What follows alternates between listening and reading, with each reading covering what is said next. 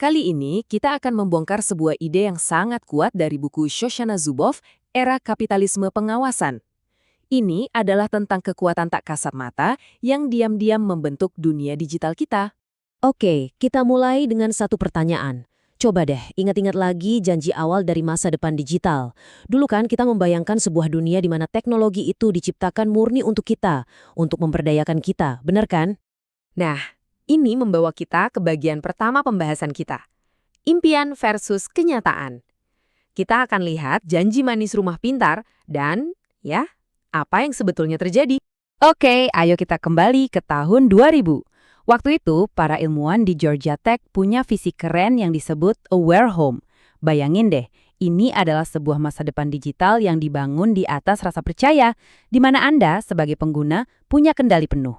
Sistemnya sederhana dan tertutup, jadi semua data Anda ya milik Anda seorang. Dan rumah itu adalah ruang pribadi Anda yang suci. Tapi, impian itu berbelok arah dengan sangat tajam. Coba kita bandingkan Aware Home tadi dengan perangkat modern, contohnya thermostat Nest. Logikanya benar-benar jungkir balik. Kontrol data yang tadinya di tangan kita, sekarang pindah ke perusahaan. Aliran data yang tadinya private, sekarang malah di-share kemana-mana. Dan privasi? Wah, itu bukan lagi prinsip utama, tapi sesuatu yang harus kita korbankan. Faktanya, kalau Anda mau benar-benar paham bagaimana data Anda dipakai di ekosistem Nest, Anda harus baca dan setuju dengan hampir 1.000 dokumen yang mereka sebut kontrak. 1.000?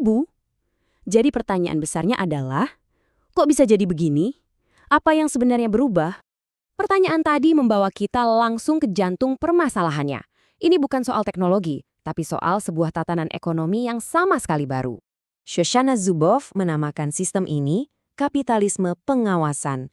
Ini adalah logika ekonomi baru yang memperlakukan semua pengalaman pribadi kita, apa yang kita bicarakan, apa yang kita cari di internet, kemana kita pergi, semuanya dianggap sebagai bahan mentah gratis.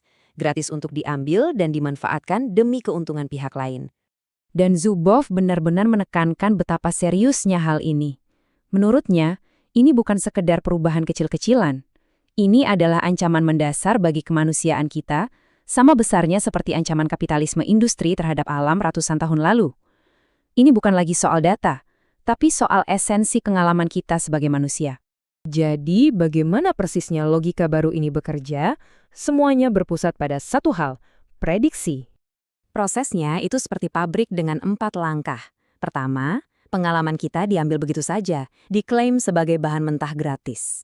Kedua, dari pengalaman itu, diekstraklah data berharga yang disebut surplus perilaku. Ketiga, semua data ini dimasukkan ke mesin kecerdasan buatan untuk menciptakan produk baru, produk prediksi.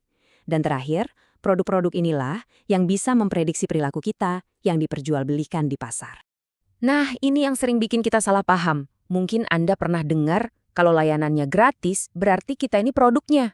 Menurut Zuboff, itu pun kurang tepat. Kita ini bukan pelanggan. Bahkan bukan produknya, kita adalah sumber bahan mentahnya.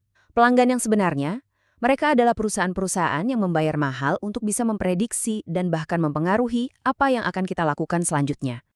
Dan ini membawa kita ke bagian terakhir yang paling krusial, permainan sang dalang.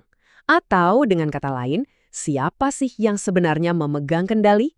Kita sering banget dengar penjelasan yang seolah-olah mengatakan kalau semua ini ya takdir teknologi.